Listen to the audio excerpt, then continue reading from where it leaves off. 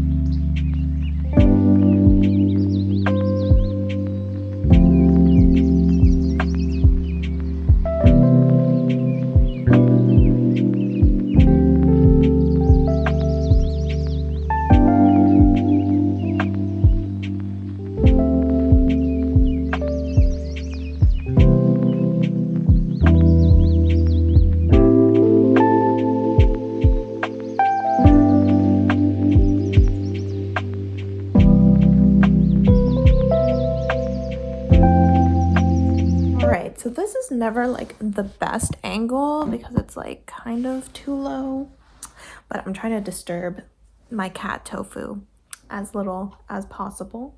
Yes, big yawn. So I have gotten to page 80 of the Phantom of the Opera. So I am now a little bit over a quarter of the way through. So I figured we will do our first check-in. So, what are my thoughts? One, it is definitely different than the movie. There are definitely like scenes and characters that I recognize, but there's plenty of stuff that is going on where I'm like, I don't know anything about that. It seems like a lot more detail around the characters and, you know, they're going about things that don't have to do with the Phantom or even like some flashbacks. And so essentially this is kind of like, I don't know, I'm not really sure what genre this is. I almost feel like it is a bit of a mystery, and the way that it's written is also one of those book within a book kind of scenarios where we have our author and he kind of wrote an introduction about like, hey, I've been looking into this opera ghost for a long time and I have finally been able to prove that he existed. And these are the people that I talked to and this is what I found out. So it's almost kind of written like a non-fiction story. Like, hey, you know, I was looking into these murders and the disappearance of Christine Day, and this is what I found out. So it's like the author is writing a book about him writing a book as if it were something that actually happened. So it is kind of an interesting way for it to be laid out. Am I a little bummed that we are getting this all told from some third-party narrator who was in no way present during these events? A little bit, you know, so obviously we're not really getting it from the point of view of Christine or anyone really at the opera. Obviously he like interviewed some people. It seems that Christine and the Viscount Raoul, her love interest, are not, like, no one knows where they are, so they were not interviewed for this. So he kind of uses a lot of other people's testimony as well as some memoirs from someone who wrote these memoirs during his time at the theater. And so we're kind of like taking all of these different stories and putting them together to create the Phantom of the Opera story. There are certain cases where there are things being said and written where I'm like, I don't know if the author, if this really were like a story that he was writing based purely off what he heard from other people, that he would know any of this.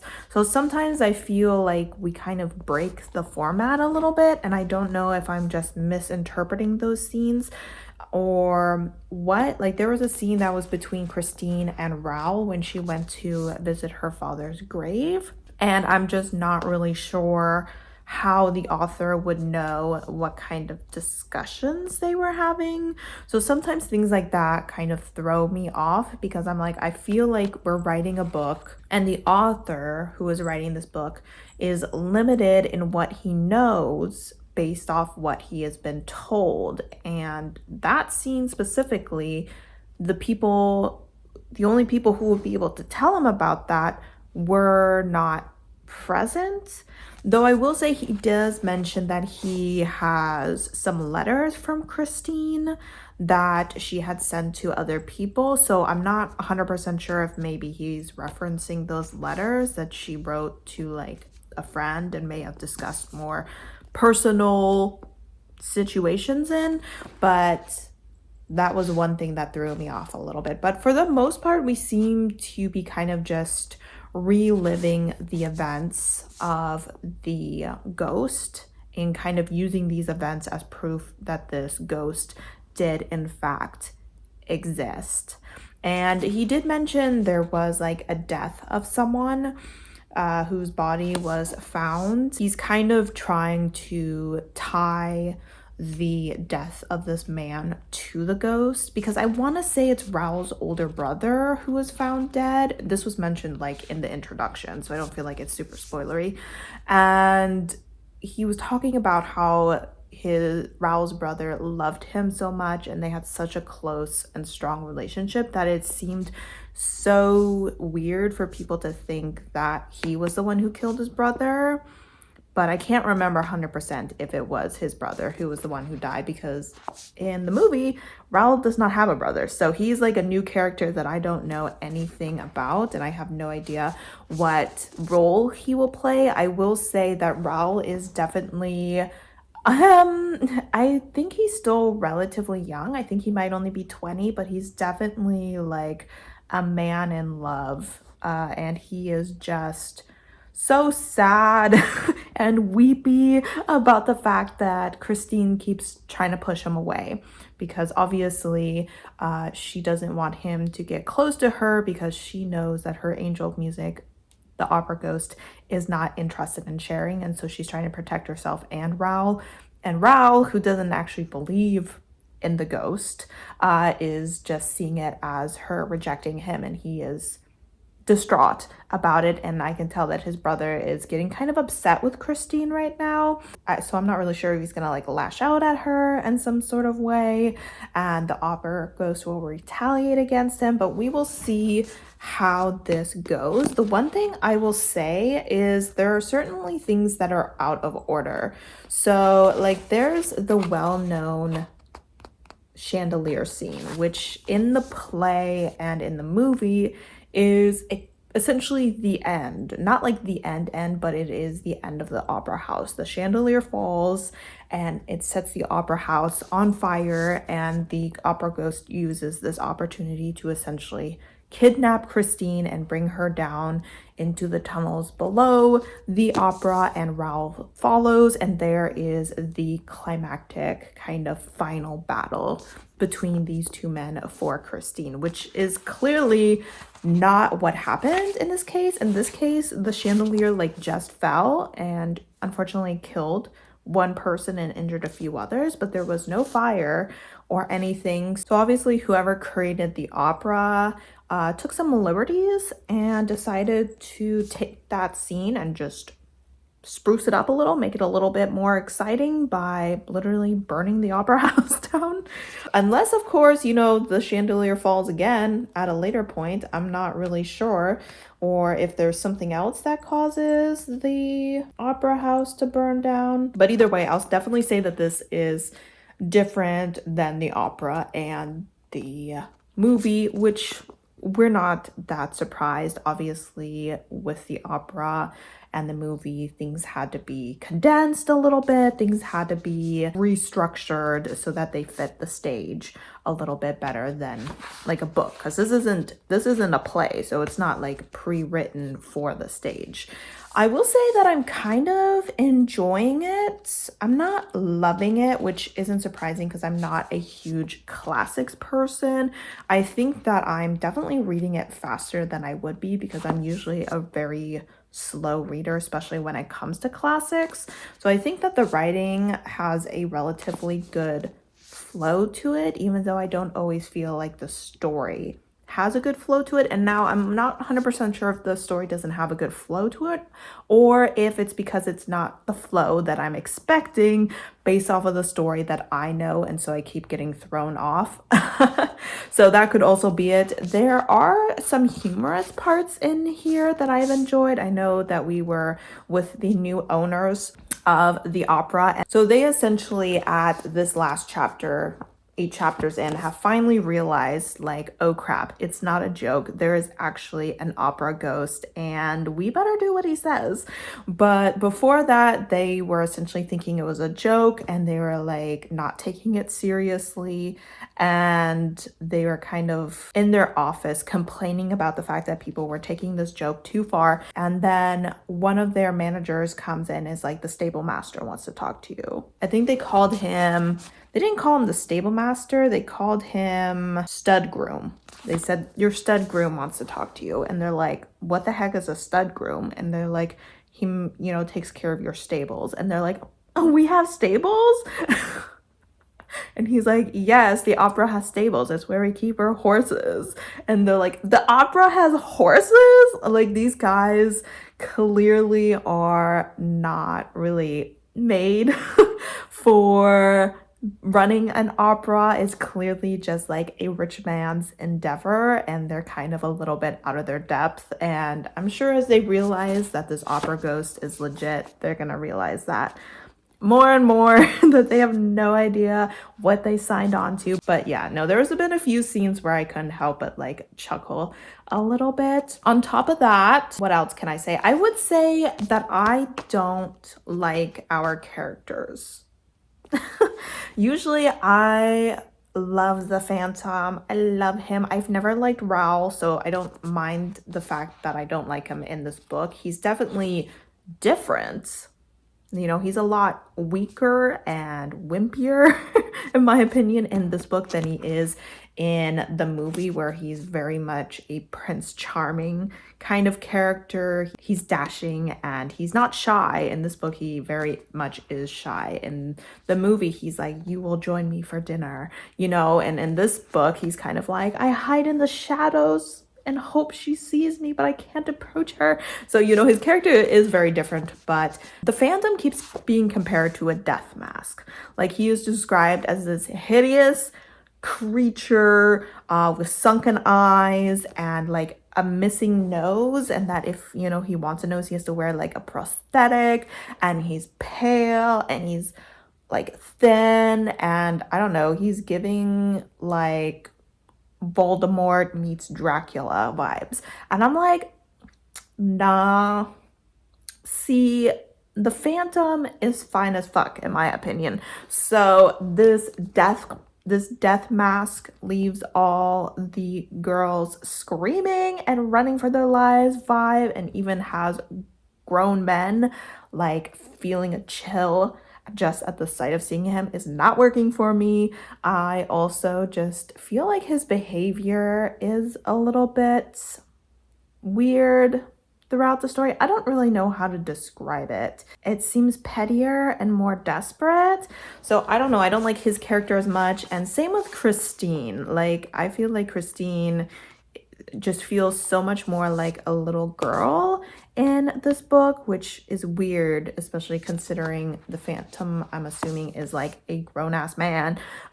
She just feels like she still is giving little girl vibes, and I'm not 100% vibing with any of the characters. But we're gonna go ahead and carry on. I'm not sure when I'll check in with you next. Part of me wants to say around the 50% mark, but I guess we will kind of judge based off of what is happening in the book, because I'm gonna be totally honest, I have no idea where it's going, because I mean, to me, the final climactic event has just happened before the 50% mark of the book. So I'm just along for the ride at this point.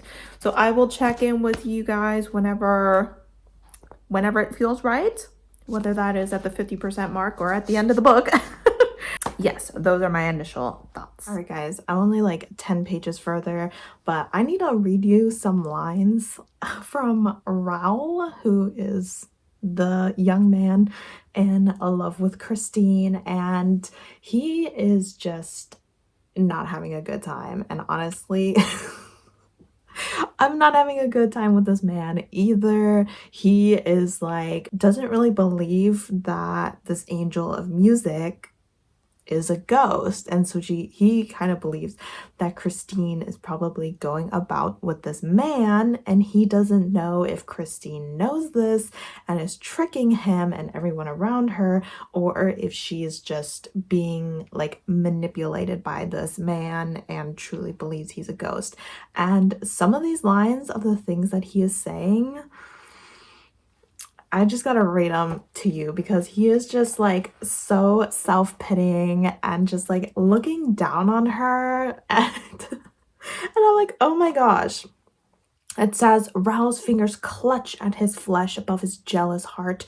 In his inexperience, he now asked himself with terror what game the girl was playing. Up to what point could an opera singer make a fool of a good-natured young man, quite new to love? Oh, misery! So clearly, he's like, I'm just an innocent young man, and is this opera singer just taking advantage of me and my innocence?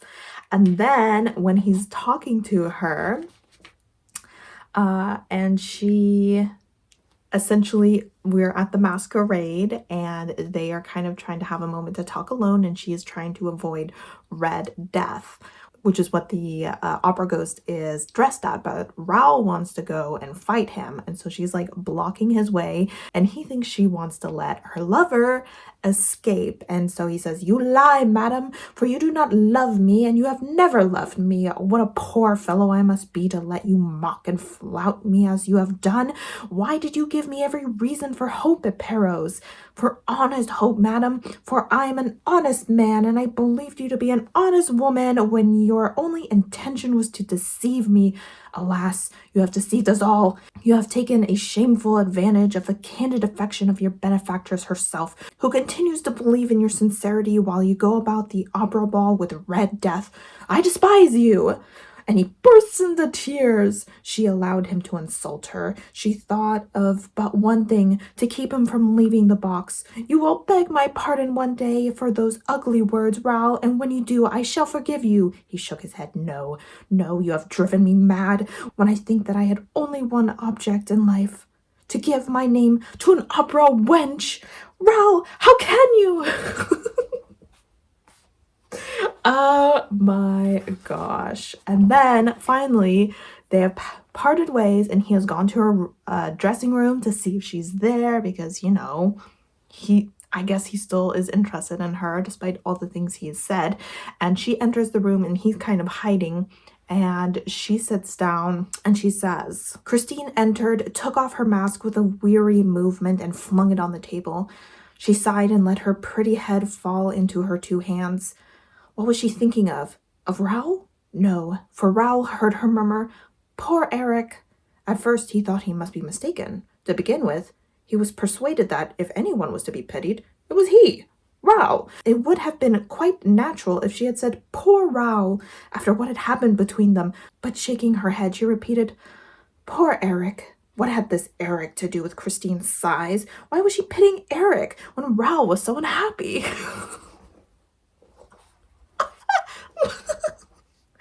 I can't. Part of me is like, is this a comedy? Anyway, I just had to share those lines with you because they had me laughing. I'm like, Raoul, you're such a man. Anyway, I'm gonna keep reading and we'll see if we come across any other funny lines because I'm starting to think that this is like a comedic thriller kind of situation. Either that or men in the olden days were just built different. All right, so what I want to know is if you hear any chewing, my cat is just chewing on papers and fake plants because he is... What are you doing? Anyway, what I want to know is what... They kiss like a despairing brother and sister who had been smitten with a common loss and who meet to mourn a dead parent. What kind of kiss is that? Siblings kissing over the loss of a dead parent? Like, this is between Christine and Raoul. Like, I don't even know what that means.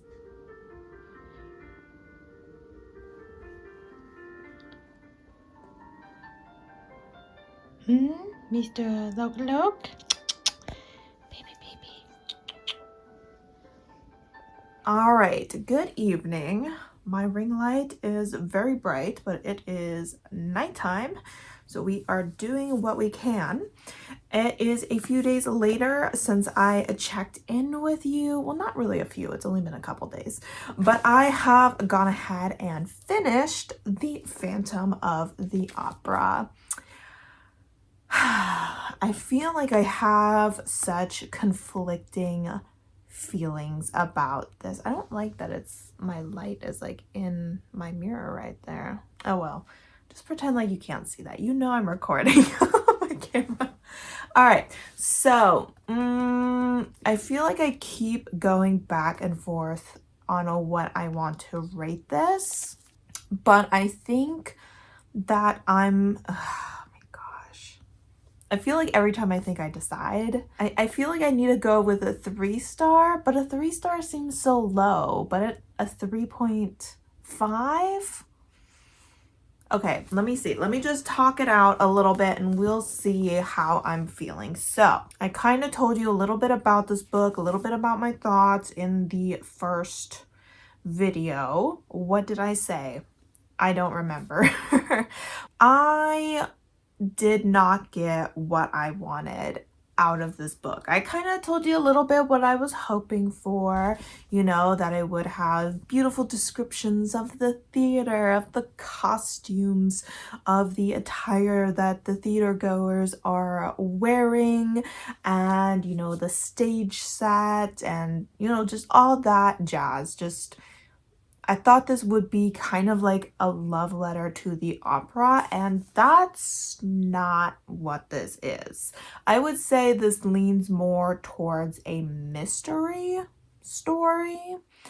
I was also hoping it would have maybe a little bit more romantic suspense kind of vibes to it. I would say that the people who took this book and made it into an opera and made it into a movie really romanticized this story in a way that this author did not. I will say my computer just started huffing and puffing, so I'm sorry if you can hear that all of a sudden. So that was a little bit disappointing to me.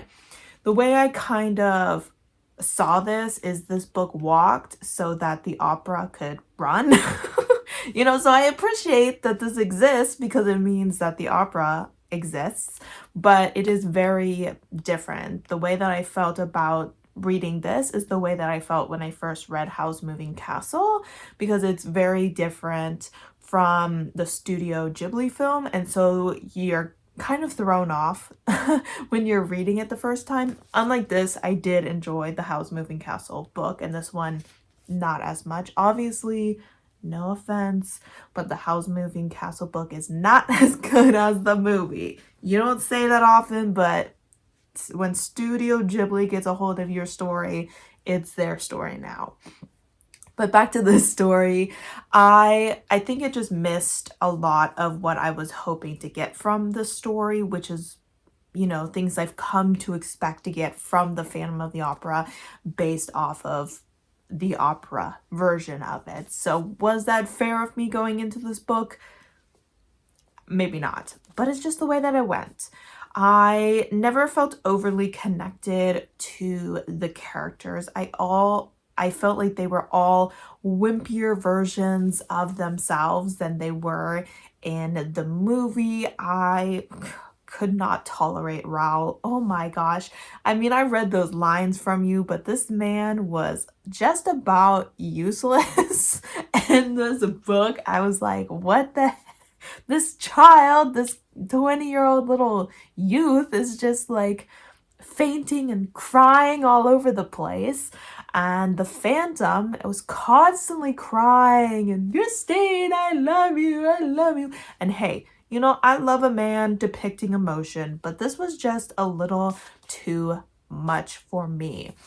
I will say that I thought that the story had a decent flow to it. I felt like it was really easy for me to just kind of fall into the story. I read it relatively quickly. I don't often read classics or even stories like this very often, so I was worried I would read it a little bit slower since it's a text I'm very unfamiliar with, but I thought that the translator did an excellent job. So shout out to our anonymous translator. I think they did a excellent job at this.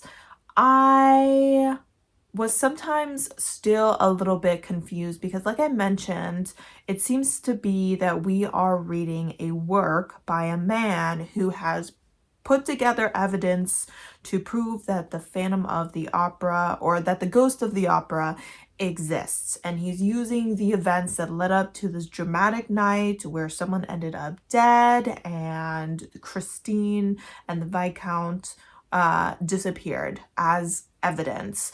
And there were certain occasions where I was just like, I don't understand how he has this part of the story.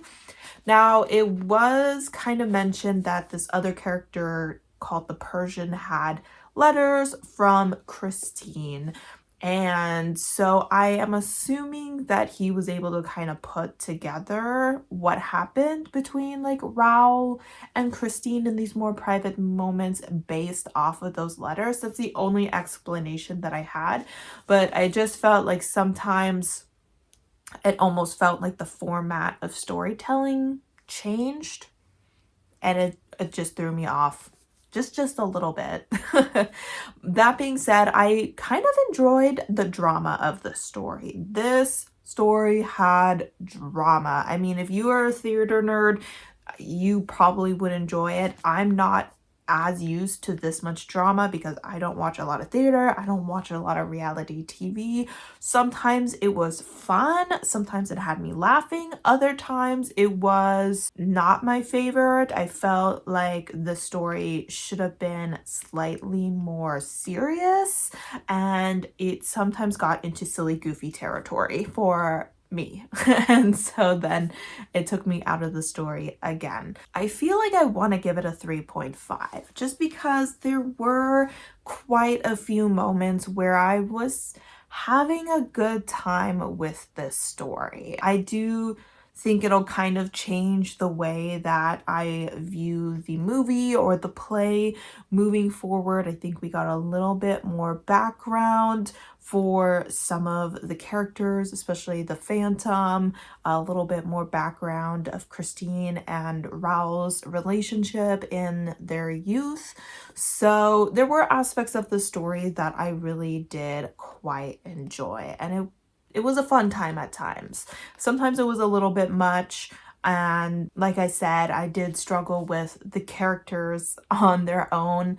They did leave me a little bit frustrated with their actions or lack of actions and all that jazz. So I'm glad that I finally got around to reading this, and I'm glad I didn't hate it or that I never felt the urge to DNF it, because Lord knows when I pick up a classic, oftentimes I just don't want to be reading it. I'm just not a classics girly.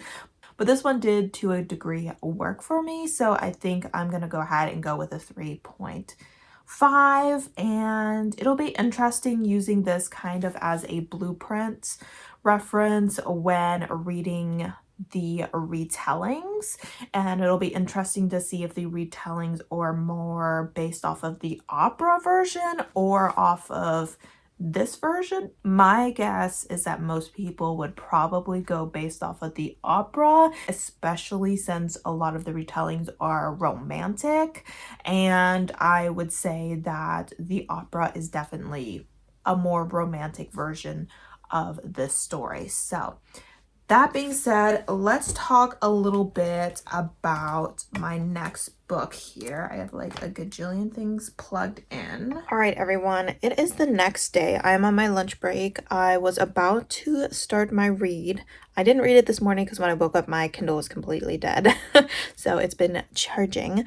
And we have stumbled across a little bit of a problem. And that little bit of a problem is that yesterday I went ahead and purchased KU for the month, and then I went to get these books, and lo and behold, neither of them are on KU. So on the one hand, it looks like they're both only $3.99. Usually I would be totally willing to pay $3.99 on a book, but the problem is that I already got KU, and so I don't want to waste that. I do have a couple other books this month that I want to read that are on KU, but I do want to make sure that at least one of the books that I am reading is on KU. So I think what I'm going to do is I think I'm gonna get Masquerade instead of The Hells of Notre Dame. One, because Masquerade I'm just a little more excited for because it's gay, it's male, and that's just kind of my jam. And also because it is more Phantom of the Opera-esque than The Hells of Notre Dame, which are clearly more Notre Dame based. Will I read The Hells of Notre Dame someday? Probably, just because I'm sure that I will read other Phantom of the Opera retellings, and this will probably be one of them. I just do need to go ahead and buy it. So I am gonna look through my list of Phantom of the Opera retellings that I have and see which ones are actually on KU, and then I'll select one of those. I haven't decided yet if I want to read Masquerade, which is by Joel Abernathy first, or if I want to jump right into the KU book. I think I'll probably read Masquerade first. So since that is what I'm doing, let's go ahead and take a look at this synopsis. I'm sorry if you guys were really excited to hear about the other book, but I just kind of need to make a choice here for one book that I'm willing to purchase, and this is the one that I am choosing. So that one I will hopefully read someday, maybe even in another Phantom of the Opera vlog, because I was hoping to do maybe like a couple of these just because I have a few books.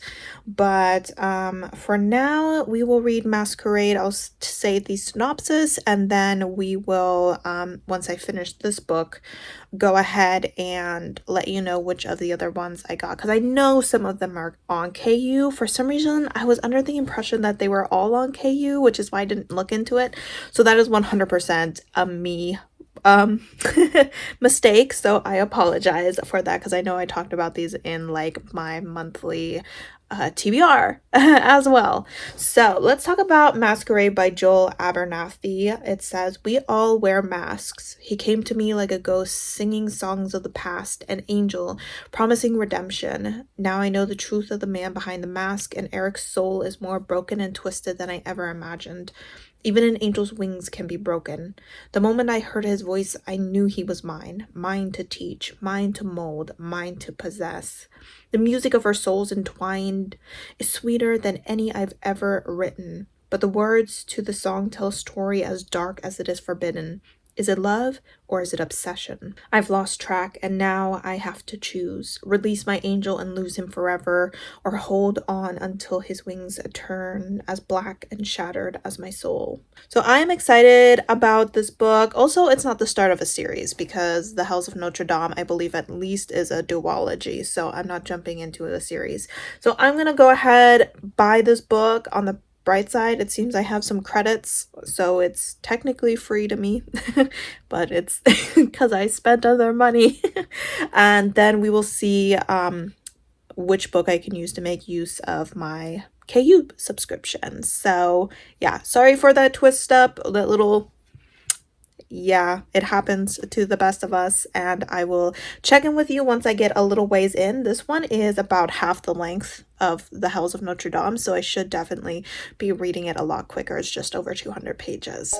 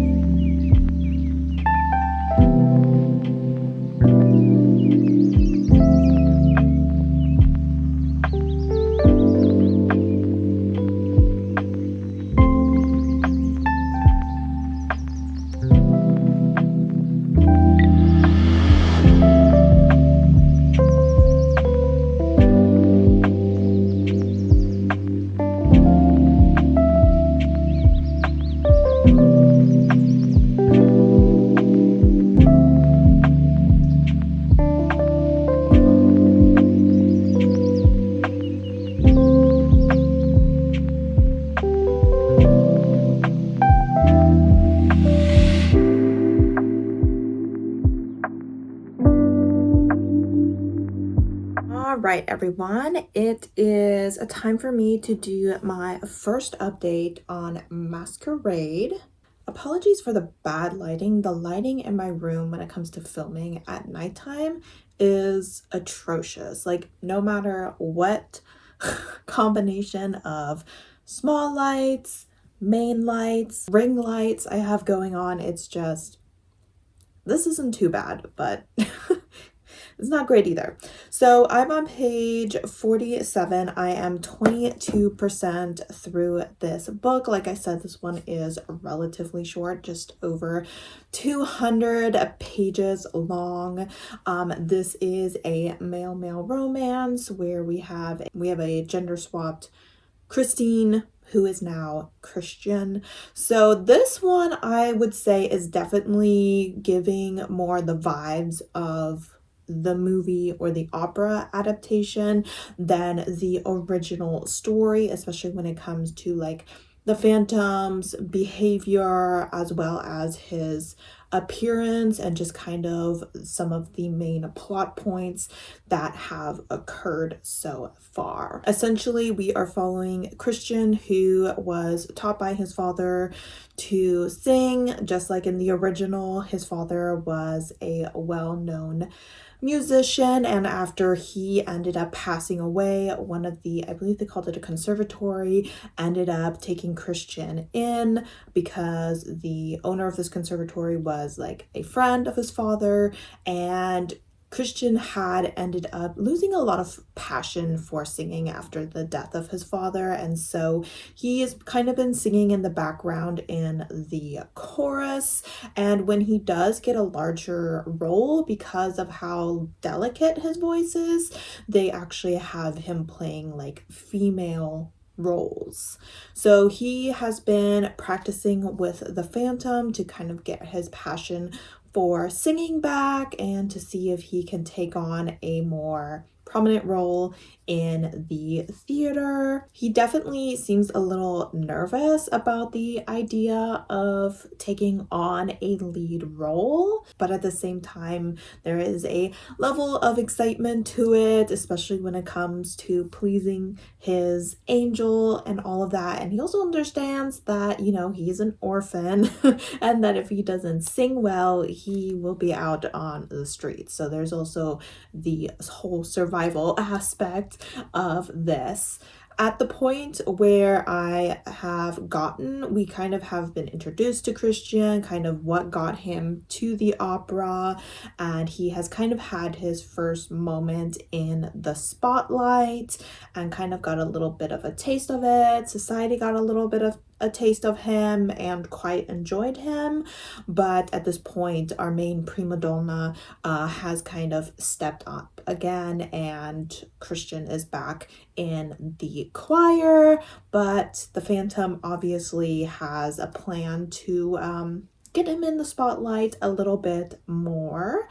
And I do like that we are getting both of their points of view throughout the story. Usually with romances, I prefer to have the points of view of both of the love interests, just because it gives me a more full-rounded experience. I really like to watch them both fall in love with each other and to kind of see how each of them feels for the other. So I am enjoying that.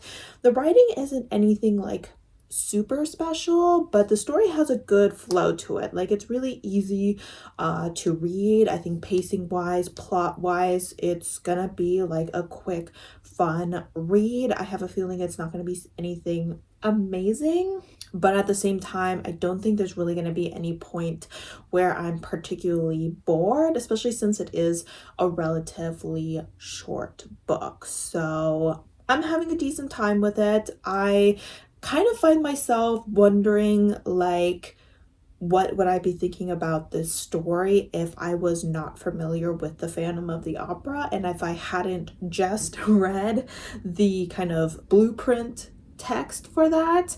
I mean, it's not as if the author is going into a lot of detail about like who the opera ghost is or anything like that, any real details about, you know, the opera or anything that's going on there. I would very much say that this book was written in mind for people who have already watched the Phantom of the Opera or read the Phantom of the Opera, or at least have, you know, some sort of basic knowledge of it. I would say that if you have like never read it or didn't know anything about it, this might severely lack world building for you, which I don't know how I feel about that. You know, it's making it feel a little bit more like fan fiction, where the author is relying on you having read the original text to kind of like fully understand what's going on. So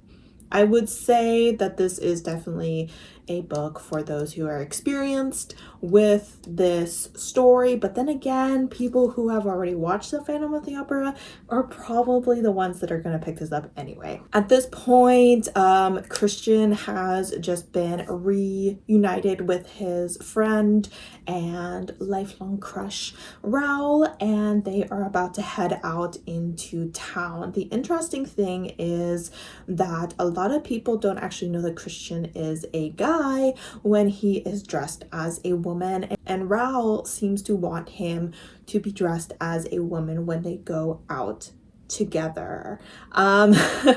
So I have a feeling that that is going to be a little bit of an issue when it comes to the two of them, because obviously this is set in a historical setting, so being openly queer is not okay. While it is more acceptable like within the theater, Christian is not actually really out, and obviously the Viscount is not gonna be out here presenting as queer or anything like that.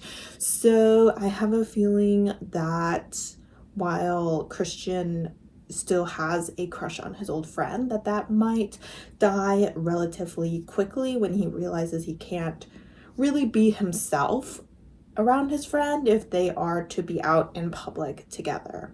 I will say that kind of just like in the movie when Raoul is trying to take Christian out for the night, the Phantom kind of interferes in that and has kind of swept him away to his lair. So I am intrigued to kind of see where we go from here. So like I said, quick, easy read. I think it'll be a good time, and I will probably once again not update you until I have finished the books, seeing as it is so short, and I'm assuming that it's not going to have anything too outside of the original script going on. So that is my initial update on this. I will say that I did decide which book I was going to read after this.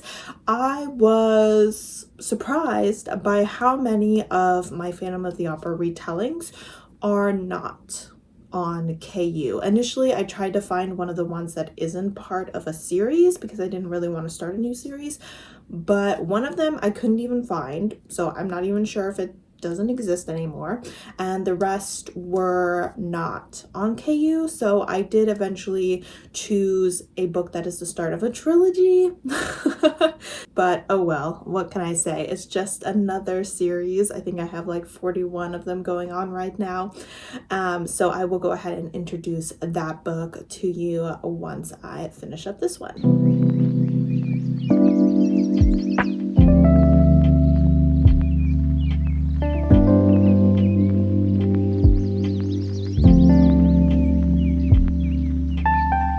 Hello everyone. I am about to head to the gym, but I have a couple of parcels here from Pango that I figured I would unhaul.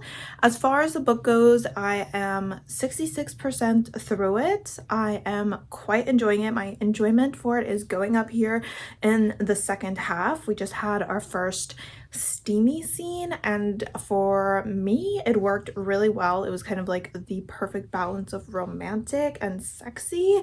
Sometimes when it's too like smut, like too towards the sexy and like overly detailed and there's like too much fluid stuff going on, you're just like, damn. But this one was written really well for me, so I am excited. I'm not sure if I'll finish it tonight. We'll see.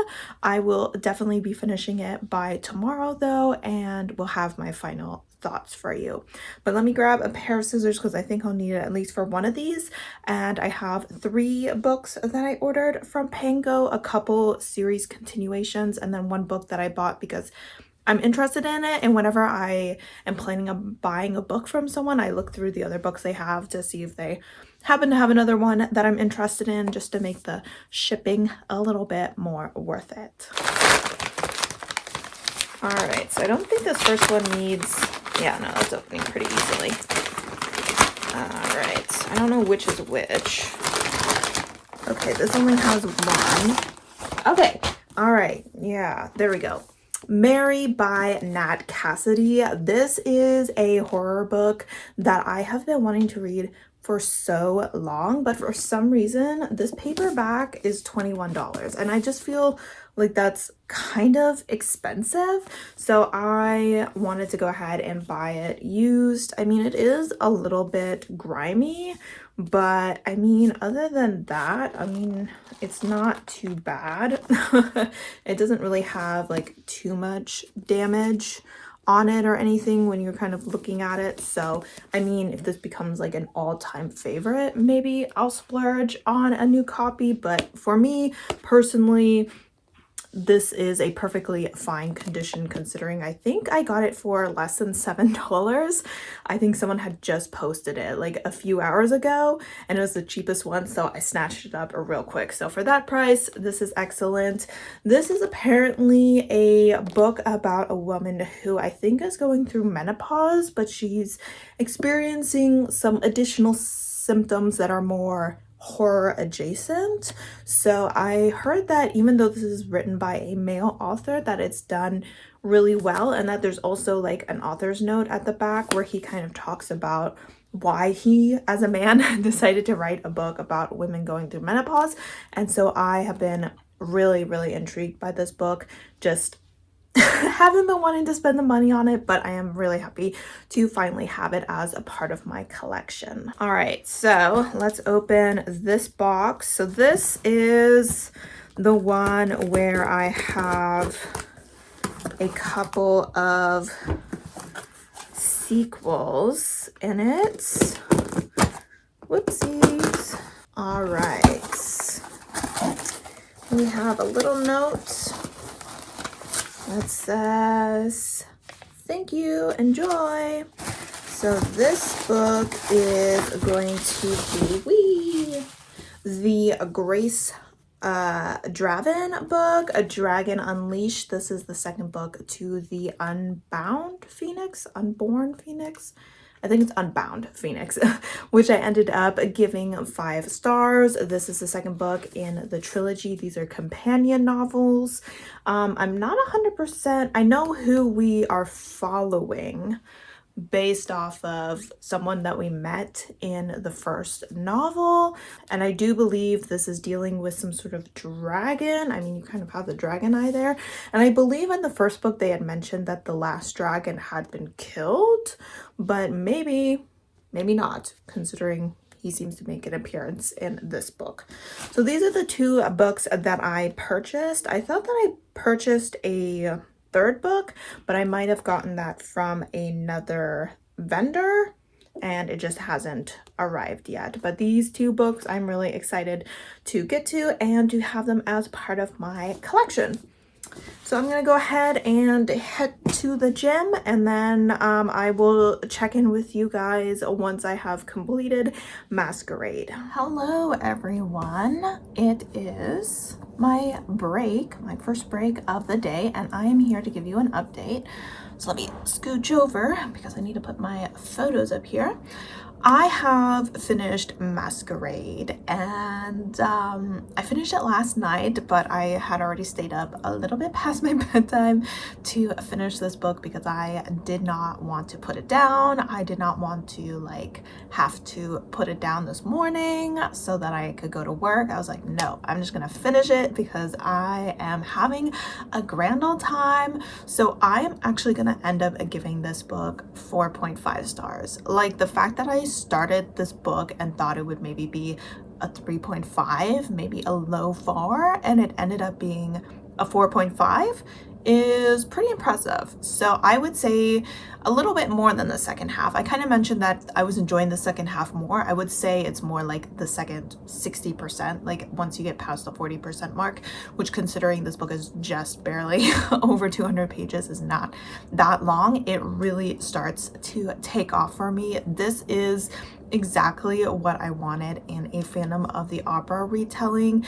The perfect combination of romantic and sexy and thrilling, and watching Eric and Christian like sing together. There were like these moments where they were like singing together or even composing together, where Eric, he has this muse and he just like succumbs to it and he just starts writing this music. And sometimes when he like faces this blockade, like Christian will come and read it and he'll be like, here's a suggestion, and Eric will take it, and this beautiful work that they make together just brings them closer and closer together. Oh my god, I just loved them so much, and I loved the Phantom in this book. I just thought he was the perfect combination of like angry and cynical, but at the same time you could just see him like losing that as he fell deeper and deeper in love with Christian, and just deciding that, you know, maybe he was willing to step into the light a little bit if that was what it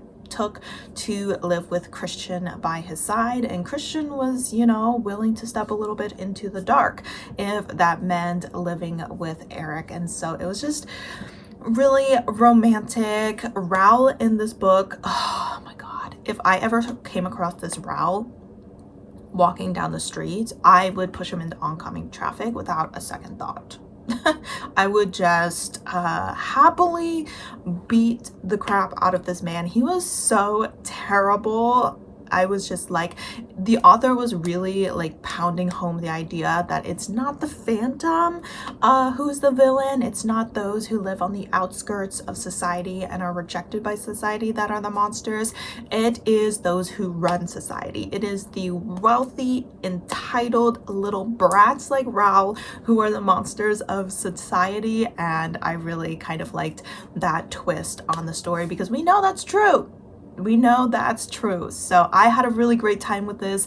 Again, I really think it could have been a 5-star if I didn't feel like the author just kind of like plopped you into the story. I really did feel like the beginning of the story was a little bit rushed. I kind of stick to what I say, where the author was very much depending on you being familiar with the Phantom of the Opera story already, kind of in a fan fiction kind of way. But other than that, 10 out of 10. Love the romance, love the characters, and the plot, and the way that it ended. I was just like, oh. So I kind of found out that this author is trans, and I was kind of wondering about it because one of the side characters, I think her name is Madame Geary. She's kind of like the adoptive mother of Christine. She's the one who is it May? I really liked May in the story. She was like the sassy best friend of Christian that I thought had some pretty good lines in this story. But her mother, and also kind of in a way the adoptive mother of Christian, is a trans woman. And then I was looking through the author's backlog because I was like, I'm definitely gonna read some more stuff by them. And one of their books mentioned that it was written under their pre-transition name. And then I kind of looked at their biography, and it did say that they are a trans author. So if you're looking for a new trans author to check out, specifically one who really enjoys writing male-male romance, then I suggest this one because I added a couple of their books, including a Christmas one that they wrote to my TBR. And I actually already had a book by them that they had co-authored with someone else, because it looks like there's another author that they work with every once in a while. That's kind of like a werewolf story that was already on my TBR because I've heard really good things about it. So I will definitely be reading this author in the future, and I had a great time with this. So that is the end of that story. We are going to jump into our 1KU book here. There we go, ta-da! But I'll pop up the picture here. So I thought this one would be a good one to end this vlog with, because it is actually like a continuation of the Phantom of the Opera. So this author kind of continued the story post where the Rocks ended it. So essentially this is a trilogy. The whole trilogy is on KU. I was kind of hoping not to start another series, but actually I didn't have much choice because a lot of the other books, the standalones, were not on KU. So in this book, essentially, like I said, it starts like right after the ending of the original text, and we have the Phantom. He is faking his own death so that he can follow Christine and Raoul, and he ends up following them to London. And there Christine is struggling a little bit with her relationship with Raoul, because Raoul seems to not want her to sing anymore because he is jealous of the fact that he kind of connects Christine's passion for singing with potential passion for the Phantom. So she's struggling in that relationship and losing her voice, essentially. And then one day a killing spree starts in the area where she lives, and the Phantom decides to kind of show himself because he is worried for Christine's safety. And this is kind of, I guess you could almost say, like a second chance romance, because it's kind of giving them the opportunity to choose each other, or giving Christine the opportunity to choose the Phantom when she in the original text had chosen Raoul. So I figured this was a good way to end, because we are continuing the series. It'll be a little bit different than a retelling, but it'll still be the Phantom and Christine, and I am intrigued by it. I do enjoy kind of historical murder mysteries. I've really enjoyed the Veronica Speedwell series, as well as like Stalking Jack the Ripper series. So I am hoping that I have a good time with it. Let me actually check, because I have no idea how long this book is. So, oops, my Kindle decides to turn off right now. So it's telling me that I have, based off my reading speed, about 3 hours of reading time. And it's not telling me a page count. So let me see. This says that the paperback version is 368 pages. But honestly, I'm not the fastest reader. So the fact that it's telling me that there's like 3 hours left makes me wonder if maybe, and now it's telling me there's 120 minutes left in the book. Maybe it just needs to like have me read a few pages to get a better idea of now it says 158 minutes. Who knows? It just keeps switching around. But either way, hopefully I will go ahead and finish that this weekend. It is Friday, and I don't have too much going on this weekend. I have a couple videos that I need to film. I think my dad wants to transfer the title of my car over to me because it's still under him. Like, I pay my own insurance. I've been driving this car since like 2013. I bought it off him when I was a teenager. It was my mom's car originally, but I guess the car is still under his name, and maybe even potentially my mom's. So we want to go ahead and finally transfer that over, but both he and I need to be there for that. And obviously, since I work during the week, it's kind of not possible for me to do that during the week. And other than that, hopefully a decent amount of reading, and I will find a good place to check in with you to give you my initial thoughts about this book.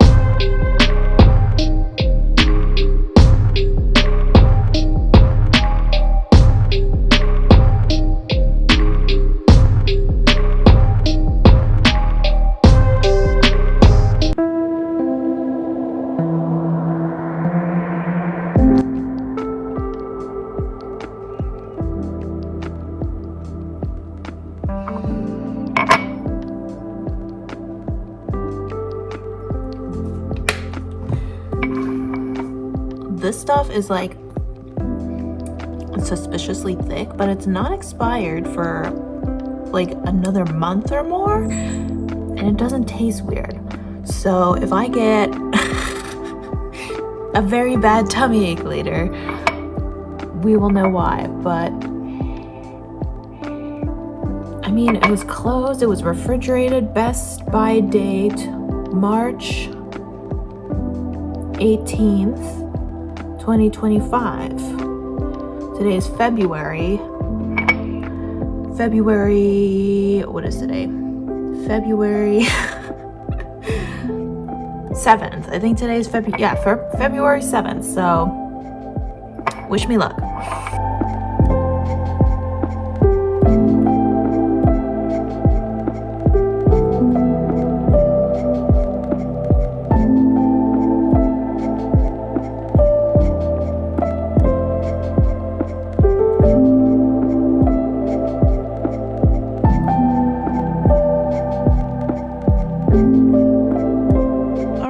Good evening, everyone. I am here to do my first check-in. I am almost at page 50, so I figured it was a good place to do a little initial thought check-in. I'm on chapter 8, page 46, 13% into the book. I will say that the author is doing a really good job of making this seem like it is a legitimate like a canon, I guess they would say, continuation of the Phantom of the Opera book, not movie, book, because I feel like the characteristics of the characters as well as the language and kind of writing style that she's using is very similar to the original, at least so far. So at this point in the book, we have officially finished watching Eric fake his death. So he essentially had to kind of trick the Persian into thinking that he was like legitimately dead and everything. There's no doubt in the Persian's mind. He's never going to come looking for him or anything along those lines. He's dead and gone forever, and so he's done that. And alongside that, we have also been watching Christine's point of view as she and Raoul head to Sweden. I'm 99% sure it was Sweden. So she and her father are originally from Sweden, and so after all of this, she wanted to return there, and Raoul had initially agreed to this, but very quickly it is showing that he is not happy to be here. He seems to be stressing about some financial issues and isn't really satisfied with living in this small village. And, you know, obviously he's a viscount, and so he grew up incredibly wealthy and she grew up relatively poor. So for her, none of this really matters, but it's very clear to him that it does matter. So she's very happy to be with the man she loves and the place where she has wonderful memories with her father, and he is just brooding and saying rude things about the village, talking down about the village and everything. And I think it's starting to like get to her a little bit. Like she's a little surprised by this behavior, but at the same time, we have to remember that Raoul is a wealthy man and in certain ways an entitled man, and that is very much coming through right now, that he's just not satisfied with the more simple way of living, even if he gets to live that life with the woman that he loves. So I think she's already starting to kind of realize that maybe this marriage isn't everything that she thought it would be. I mean, in the synopsis, it says that they live in London, which we all know London's not in Sweden.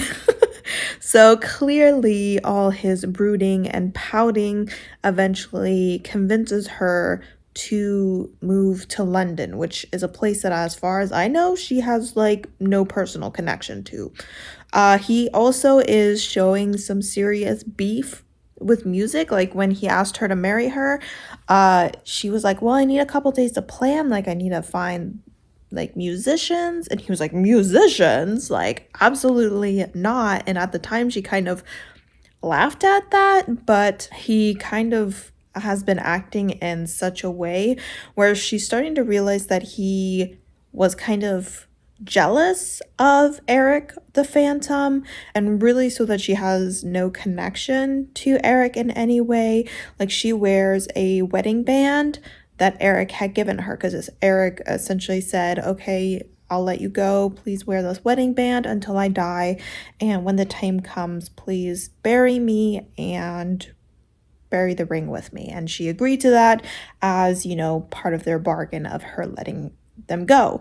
And she doesn't really think of Eric in that time as a time of horror. She, you know, obviously is glad to be free and everything, but she at the same time seems to still have positive feelings towards her time with the Angel of Music, and just, you know, remembrance she had of her father during that time and her strong connection to music. And she also still feels a little bit bad for the Phantom. She doesn't really feel like all the bad things that happened to him are things that he deserved, and obviously Raoul doesn't have any of those complicated feelings about this event. He just like straight up hates the Phantom, but at the same time hates that Christine may have any sort of positive emotions connected to him. So he is pretty quickly changing his tune now that they are married. Like, he still clearly loves her very much, but at the same time, he, I think, has a very specific idea of the kind of life that he wants to live. And he doesn't really seem to care if that aligns with what she wants. So that's definitely going to be a bit of a problem. But as we know from the synopsis, their relationship is going to be a little bit on the rocks, especially as the Phantom makes his way to them. So at this point, I'm assuming it's still going to be like a little ways until they cross paths, because like I said, they're currently not in London, and that's apparently where he finds them. So they still got to leave their current home and head to London, and then we'll kind of see what happens once they get there and what happens with the murder and everything that is supposed to happen.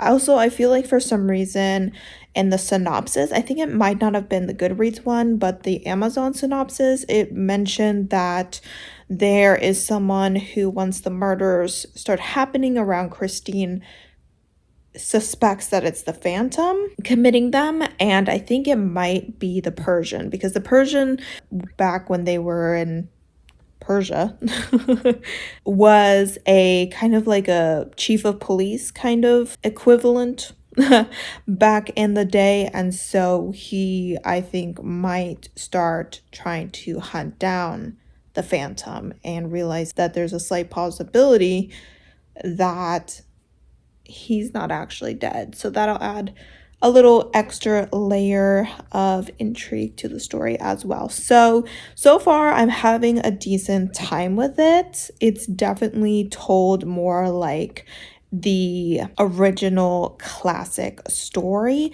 than as a more modern retelling, and I'm so far not like opposed to it, but we'll see how I feel, just because it is told a little bit more classic style and that's not always my favorite. But those are my initial thoughts. I will probably check in with you closer to the 50% mark, unless like a bunch of crazy things happen that I want to talk to you about. But I have a feeling that this is probably the one I'll do the most updates about, because while the first two were like the Phantom of the Opera and like pretty much a direct retelling of it, this is essentially like a completely new story where we are now continuing on from that. So it's a little bit different, and I might have some more thoughts on it than the other ones. So my update for now, I am going to keep doing a little bit of reading until I probably head to sleep tonight, and I will check in with you later. So quick check-in, just because this kind of threw me off a little bit. I checked when this book was written, and it was written in 2017. So it's not like super duper old or anything, but it mentions that as Eric is making his way to Sweden, he's disguised himself as a member of the Moorish royal family, which, as far as I know, is a group of people who are essentially African American. And so I double checked it, and it seems that they are primarily Muslim or from North Africa. So obviously they are people of darker skin. And he says the black cream he applied to his skin to complete the illusion caused his skin to itch abominably. So that sounds a little bit like blackface to me. Which I'm like, why would someone be doing that in a book that was written in 2017? And he's heading to Sweden. Hi, baby. Hi, Tofu. Tofu's yelling. He's like, hey, I'm here. I came in. Do I get dinner? No, he does not get dinner yet. But still, a book in 2017, like, he's heading to Sweden. So he literally... It's not like he's heading to like Africa, and even if he was, it just seemed a little bit weird.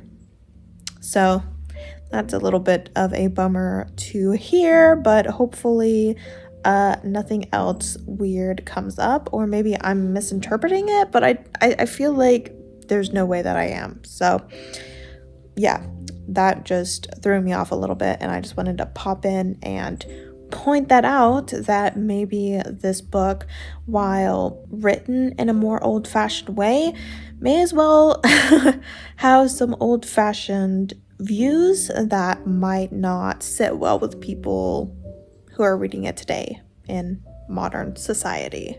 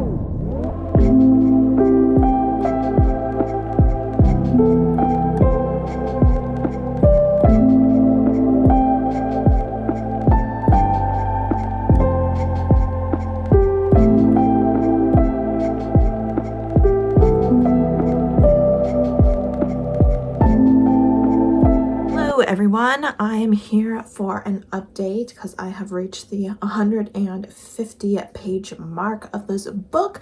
I am just a little over 40% through this book, so I figured it was a good time to check in because I feel like much has happened. So our characters now find themselves in London. Christine is not happy. She did not want to go to London, but Raoul doesn't care what she wants. Like, he is being a crappy husband through and through. Like, he treats her really nicely, like, in the home, but there's just some other things that he's doing that I'm not going to discuss that are definitely proving him not to be the man that she thought him to be. On the other hand, the Phantom has followed them to London and has kind of disguised himself as their gardener, and he has a talent of making masks that essentially don't look like masks. So they're kind of like, I keep wanting to say prosthetics, but I don't really think that's what they're called. But you know, they use them for like movies and theaters and things like that.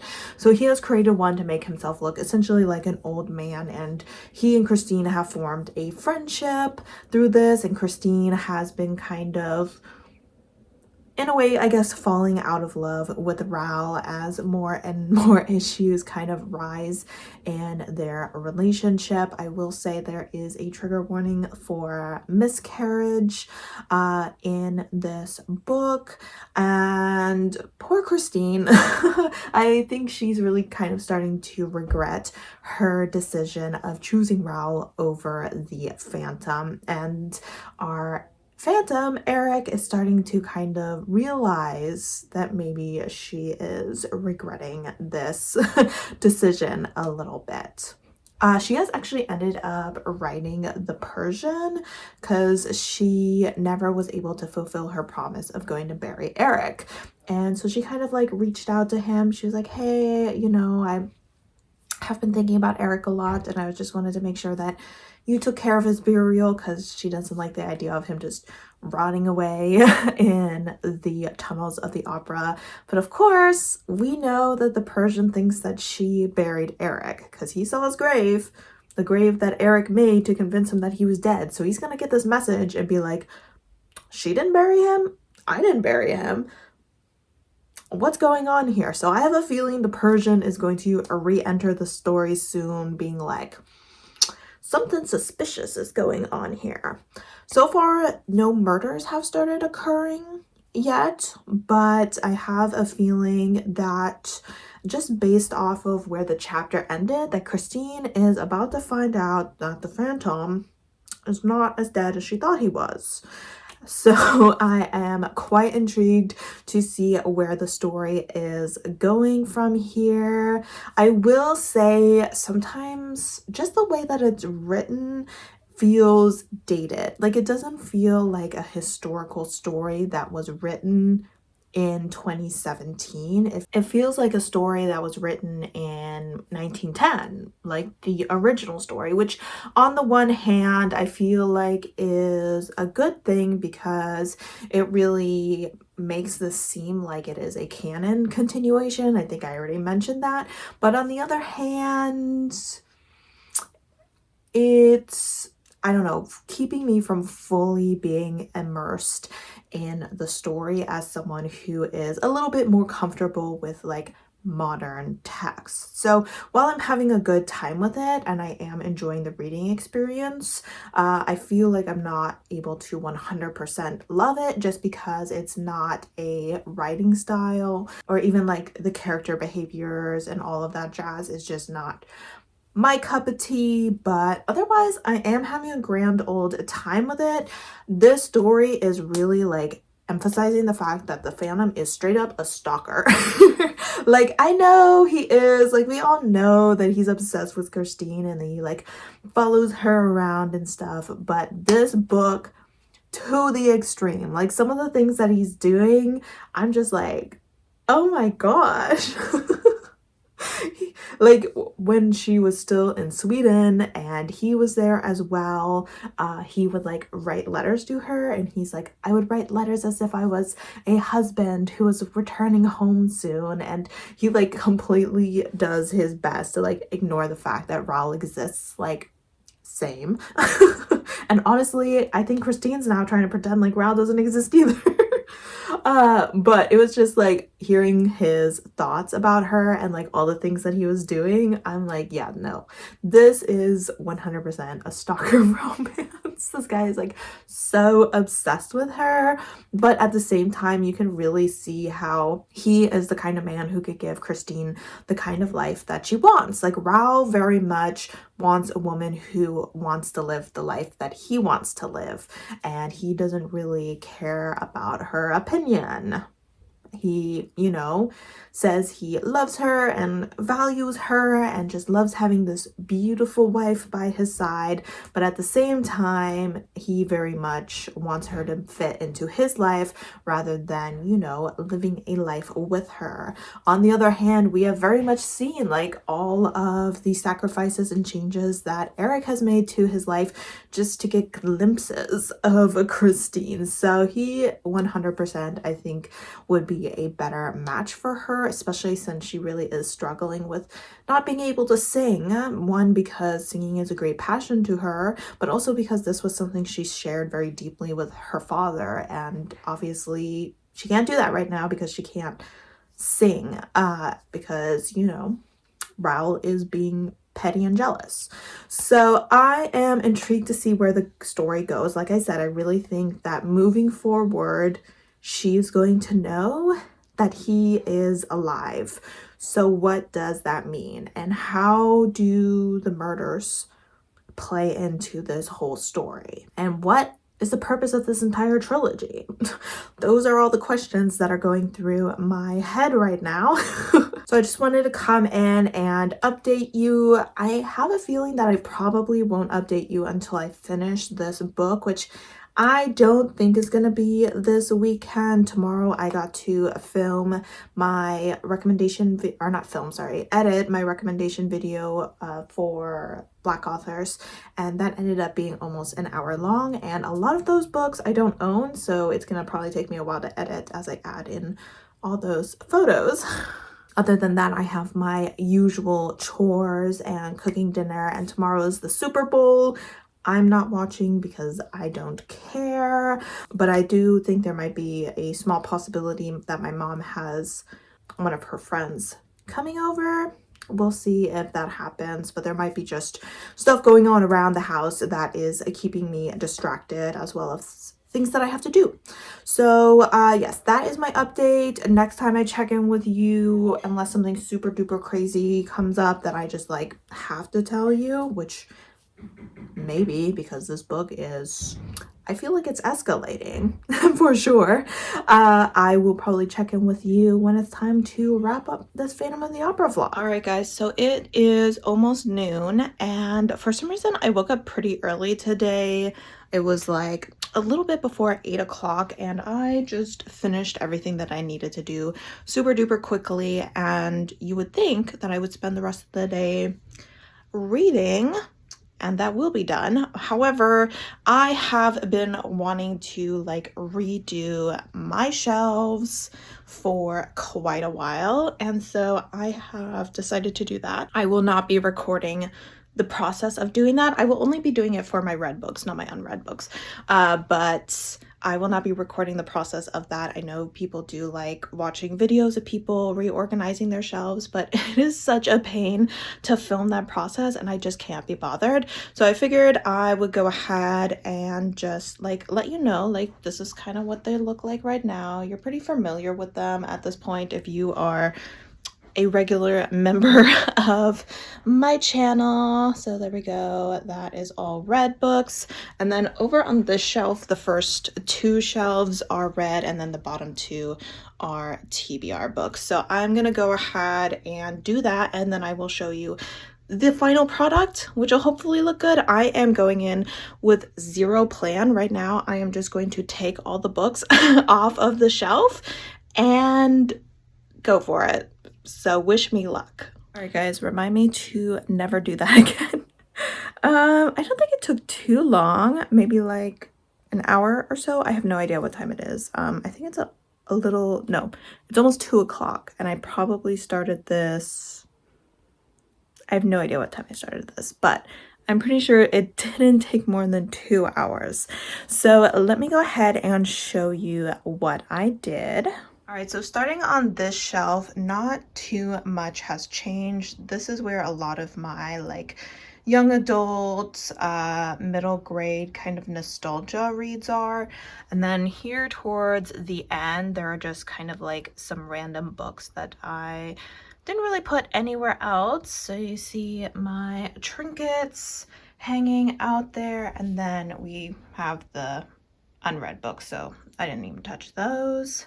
Now on this shelf, there was some books on this third shelf, but now there's absolutely nothing. So it's completely naked, but I'm not really doing much with it because I'm assuming, as you can see, there's like not really any room on these shelves unless I like turn in those two books, and I would like a few books turning out, so I'll probably, you know, the books that I finish moving forward will start putting here. But this once again isn't overly organized. When I first took the books down, I put them into genres, but I didn't stick to that 100%. Some of these are on here because they're too tall to fit anywhere else, and then we just have most of my actually all of my nonfiction, because I have a couple of the shorty patorties hanging out there. So all of my nonfiction, a little bit of sci-fi, yeah, just literally everything right there.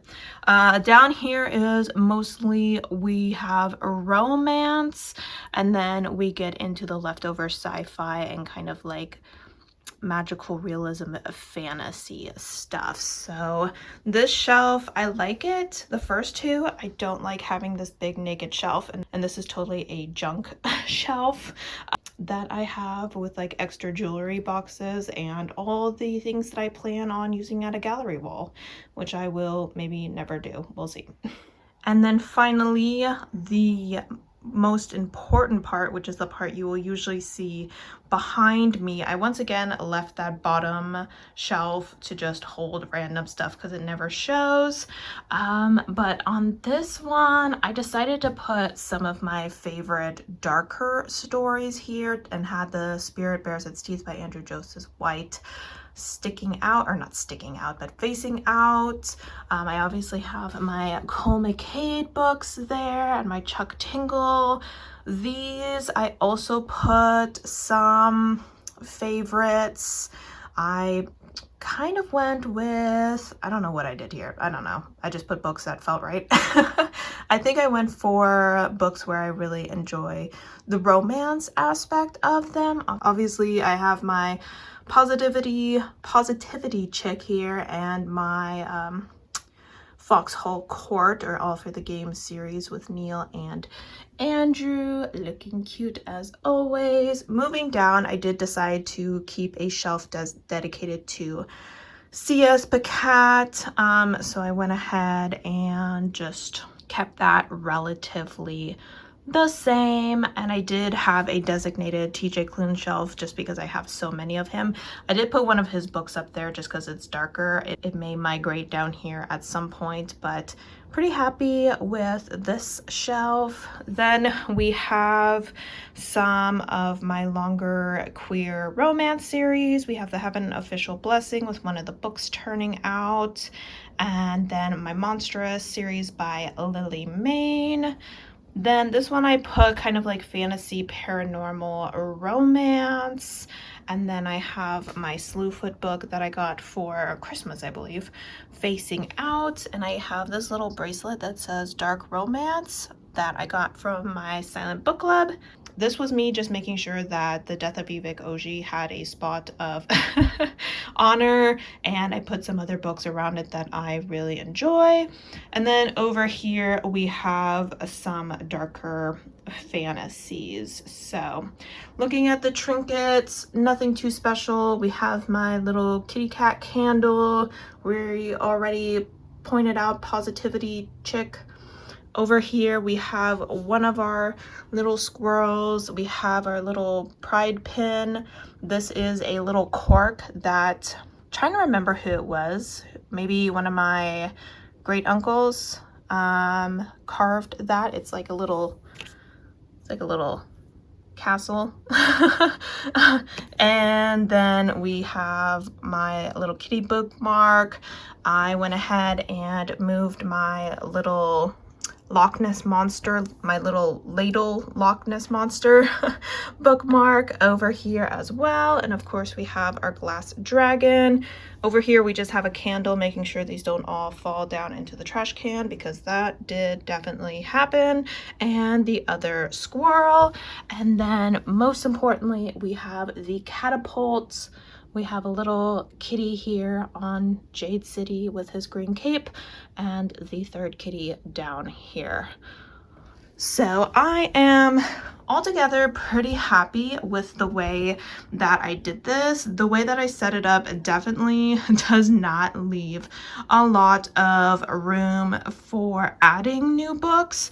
So like I said, they'll probably be added mostly to that empty shelf, and eventually I'll just have to reorganize my shelves. Again, it's a never-ending chore as a book lover, but let me know what you think. All right, guys, so I have done it. I have finished The Phantom of the Opera. Well, actually, I finished that a few days ago. I have finished For the Love of the Phantom just here on my lunch break. So here are my final thoughts.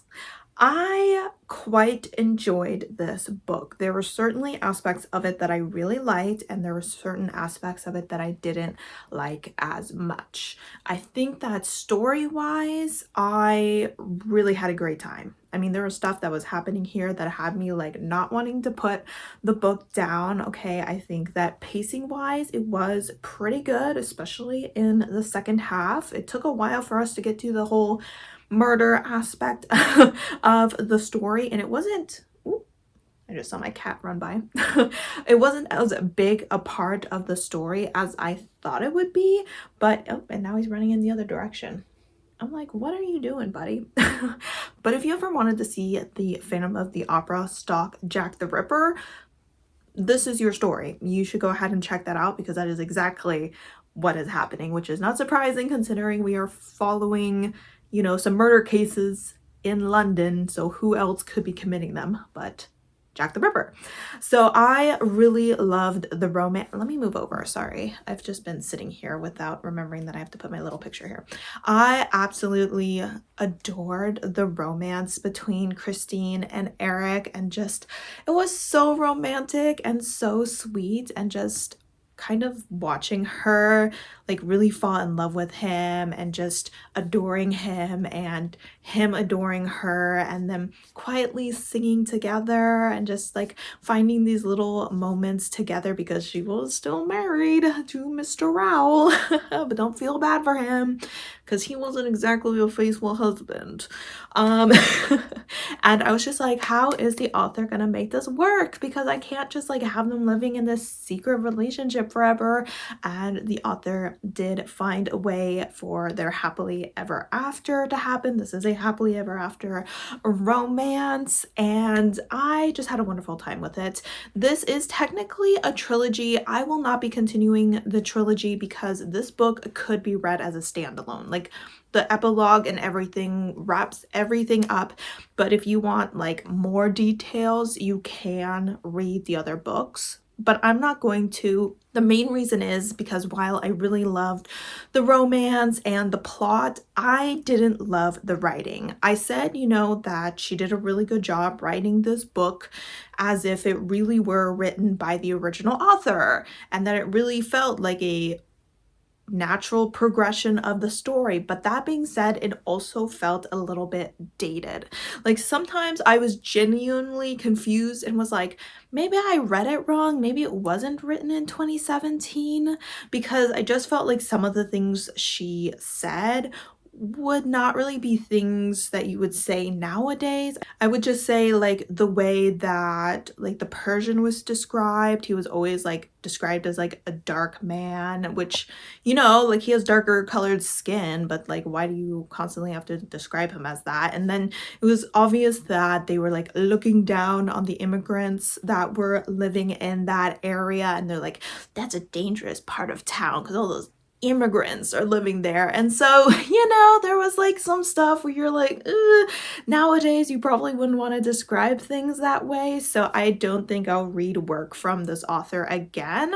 But overall, I mean, I feel like if you read The Phantom of the Opera and you're like, I had a good time with this, but I really wish that Christine and the Phantom ended up together, you should definitely check this out and get that opportunity to see Eric get his second chance at love. So I'm gonna go ahead and give this 4 stars just because I had such a wonderful time with it and it was so binge worthy towards the end of the story.